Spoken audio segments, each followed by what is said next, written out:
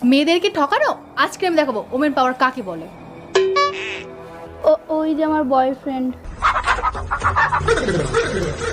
ও ওই ফোন ঘাটছে ওই ছেলেটা তো? আরে শুনে তো যা, কোন ছেলেটা? আমাকে বলতে হবে না, আমি ঠিক চিনে নেব। মেয়েদেরকে ঠকাতে তোমার লজ্জা করে না? মেয়ে? কোন মেয়ে দিদি? আচ্ছা কোন মেয়ে? এই তুই সেখানে শোন। আরে তুই একে কেন মারছিস? একদম বাঁচানোর চেষ্টা করবি না। দেখো তোমাকে কতটা ভালোবাসে, তোমাকে এখনো বাঁচানোর চেষ্টা করছে।